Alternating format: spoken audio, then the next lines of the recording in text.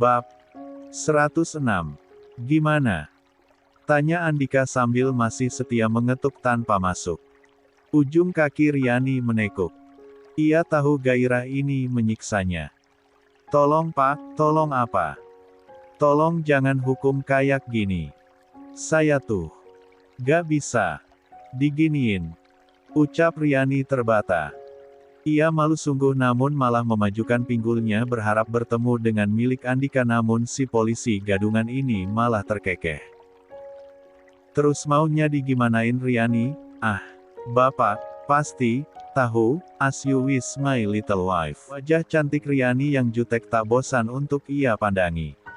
Wajah yang bisa mengalihkan Andika untuk terus mengingatnya. Bahwa yang ia sentuh bukanlah Aprilia. Seperti selama ini yang ia bayangkan. Andika tak melihat netra abu itu. Hanya ada wajah bule bernetra biru yang dilihatnya dengan jelas. Biarlah rasa ini ia nikmati.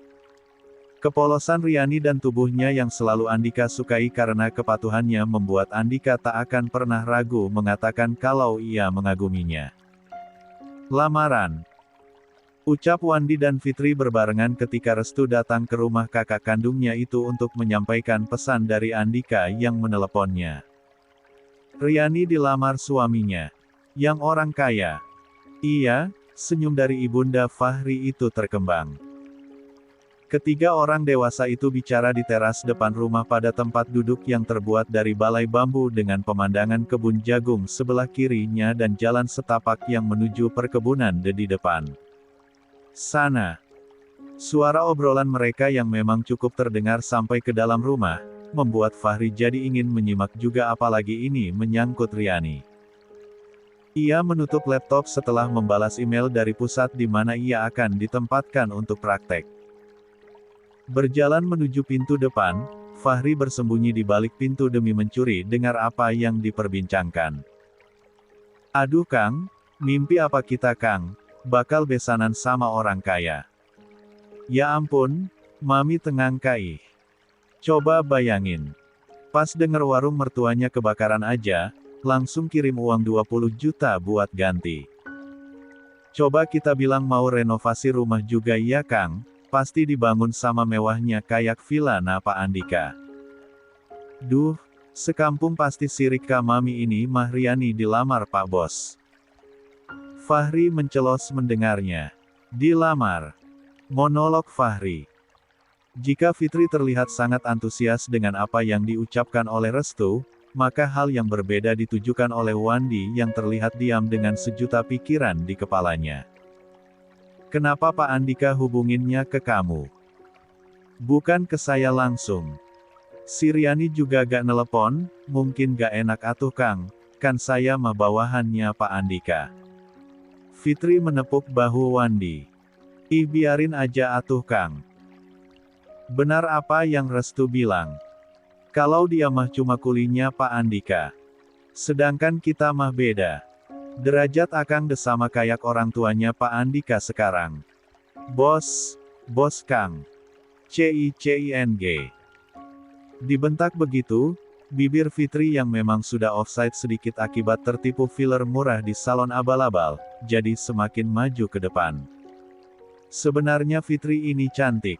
Tak usah macam-macam.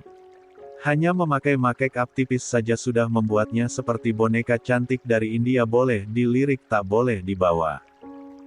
Wandi kembali lagi bicara dengan Restu. Kok tiba-tiba ya? Akang ngerasa gak enak res. Sejak belum pulang dari Jakarta aja Akang masih was-was. Takut Riani cuma jadi mainan orang kaya. Mainan naon sih Kang? Udah jelas-jelas mau diresmiin. Dinikah siri tuh baru jadi mainan. Fitri menciut lagi ketika Wandi menoleh dengan tatapan tajam ke arahnya.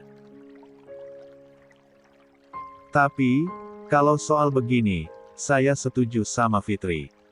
Keluarga Pak Andika bukan orang sembarangan.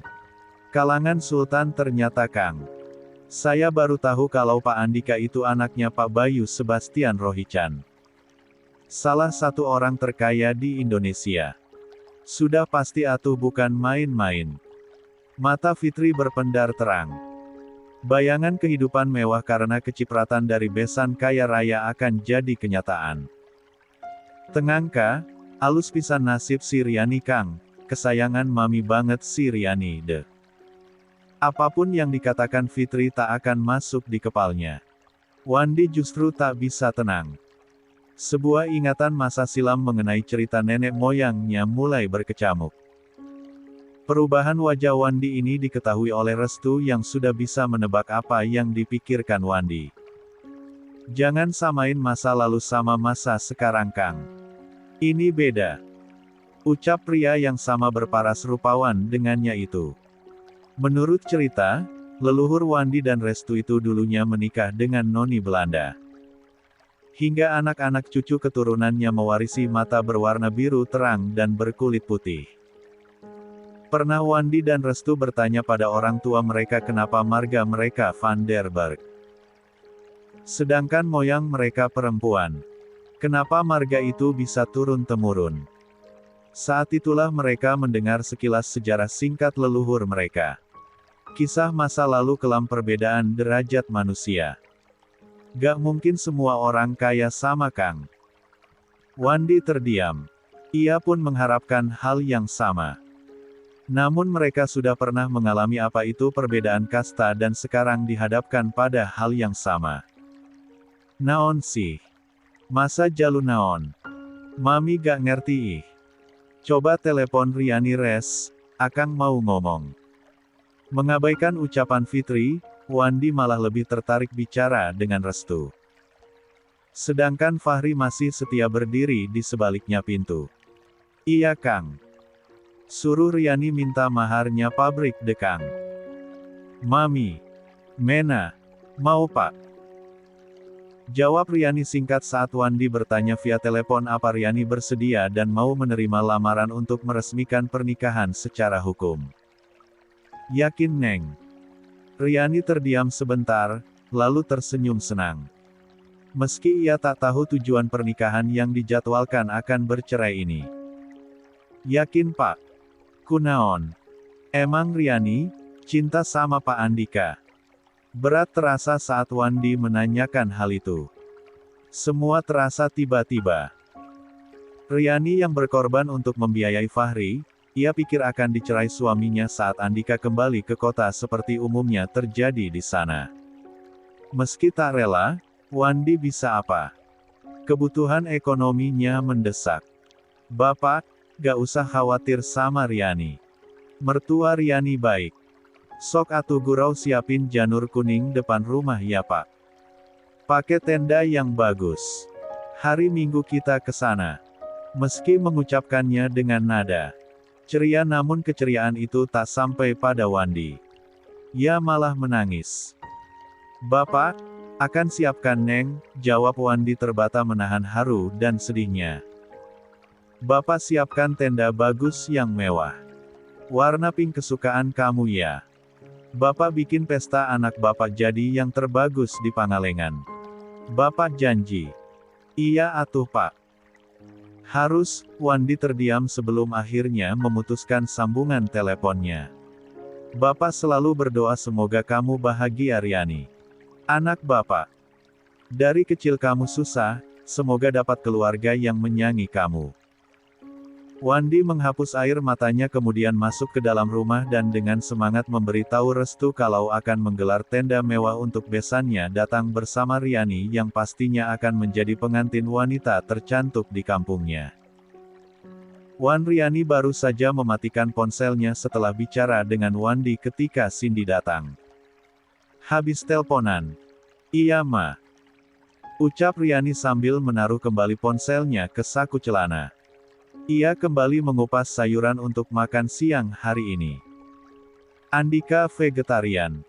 Cuma makan buah sama sayur dia gak suka daging-dagingan. Nanti kalau masak ingetin. Ya, iya Ma.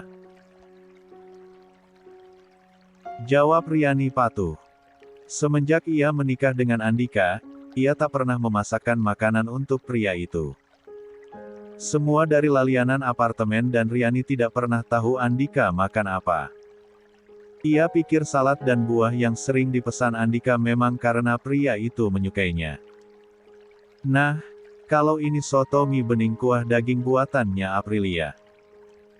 Sekilas Riani menoleh pada Cindy yang menunjukkan panci berisi sup bening yang harum di sebelahnya. Pak Boril sukanya itu ya ma?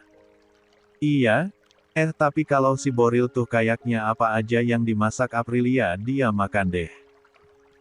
Cindy terkekeh lagi sambil mengambil loyang buka Ambon yang sudah dingin sejak 30 menit yang lalu dikeluarkan dari loyang untuk dipotong-potong. Riani tersenyum melihatnya. Terasa sekali hangatnya kekeluargaan di sini. Terutama pasangan Boril dan Aprilia yang sangat membuat Riani penasaran. Jika Aprilia dan Boril terlihat sangat mencintai, kenapa bisa juga Andika mencintai wanita yang sama? Apa yang terjadi? Lamunan Riani dibuyarkan oleh suara Cindy lagi. Kalau ini kesukaan Papa. Papa seneng banget kalau Mama bikin bika Ambon ini apalagi makannya ditemenin kopi gayo. Bisa habis satu loyang. Kelakar Cindy yang membuat Riani ikut tertawa. Cindy mengambil sepotong kecil kue berwarna kuning keemasan dengan aroma rempah luar biasa menggoda itu untuk kemudian diambil lalu diberikan pada Riani. Cobain. Riani tersenyum. Sebentar cuci tangan dulu ma. CK, lama. Tanpa Riani duga, Cindy menyuapkan kue itu langsung ke mulut Riani.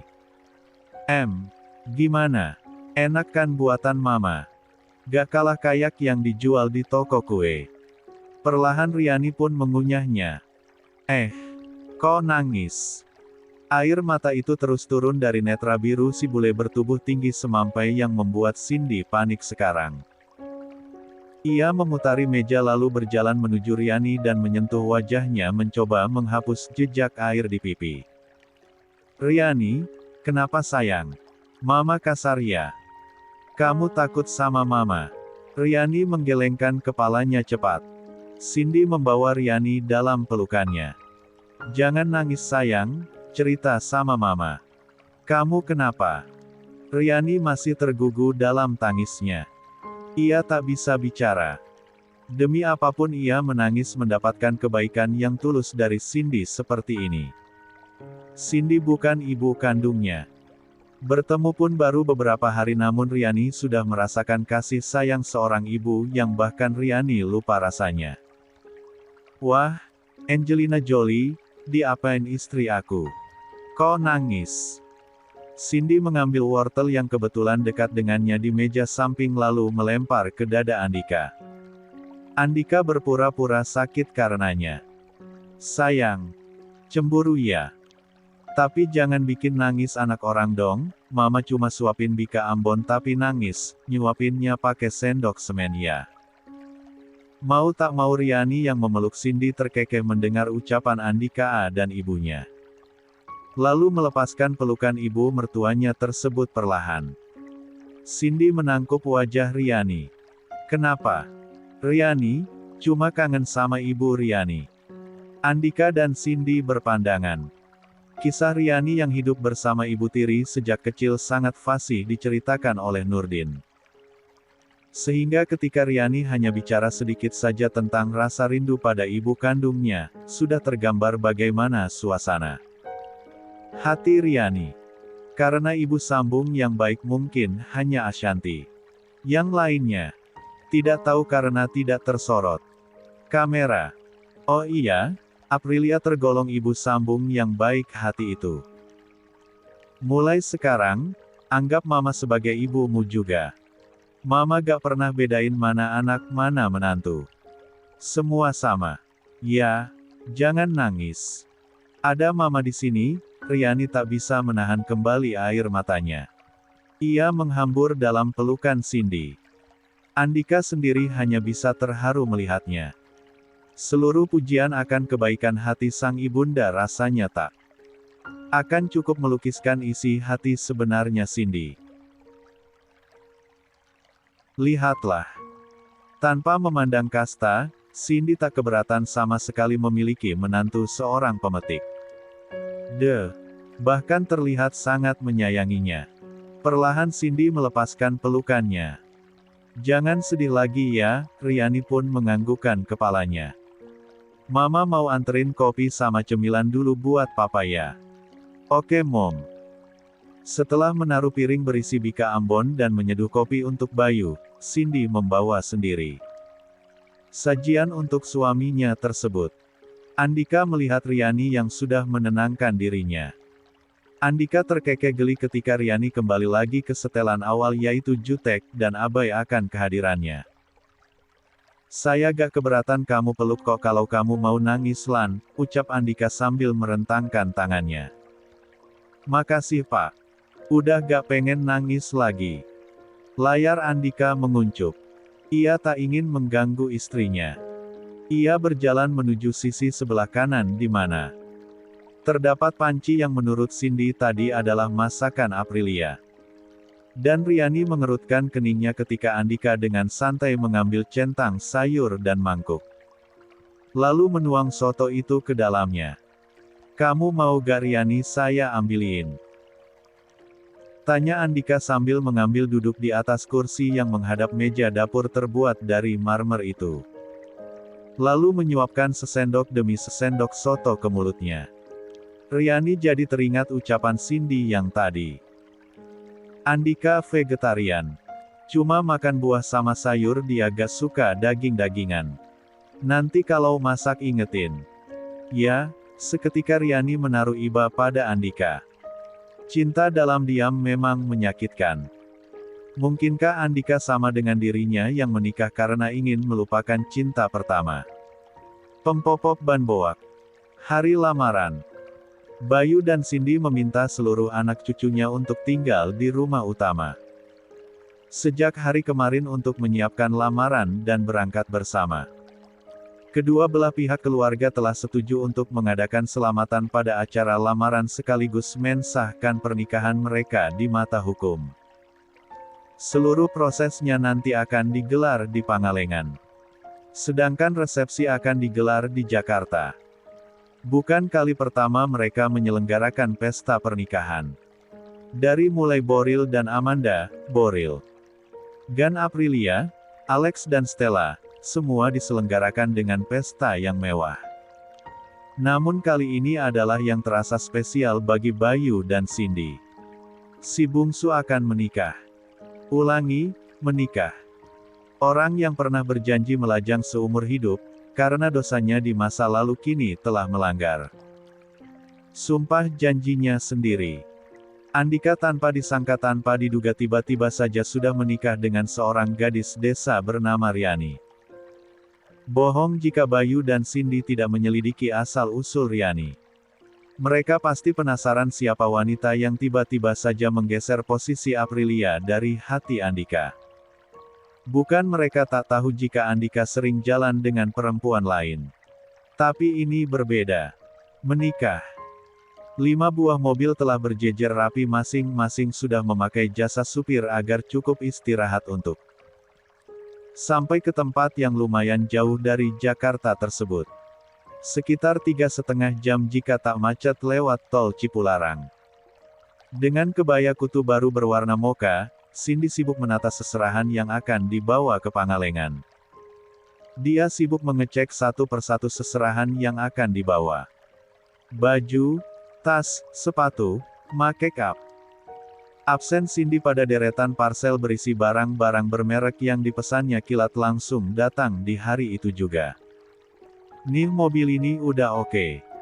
Semua parsel udah masuk. Ucap Cindy pada supir yang ditugaskan membawa Lexus LM yang dikhususkan berisi seserahan saja. Mama udah kayak panitia sekolah, lihat tuh nge-absen seserahan satu-satu. Canda Bayu yang kali ini tampak gagah dengan baju batik Belanda yang dijahitkan khusus untuknya, juga anggota keluarga yang lain. Seperti Boril dan Alex. Sedangkan Andika terlihat gagah dengan setelan beskap berwarna putih khas pengantin pria Sunda. Ia berbeda pakaian adat dengan yang lain. Karena mengikuti pakaian Riani nantinya. Kalungan bunga melati menjuntai dari leher hingga sebatas dada. Awalnya mereka akan menggunakan jasa Ivanka sebagai desainer. Butiknya memang khusus untuk acara pernikahan. Dengan kualitas juara namun mendadak Pak Sony dan Ivanka tak bisa dihubungi. Atau mungkin, tepatnya tak mau dihubungi. Akhirnya mereka percayakan semuanya pada Iwan Gunawan.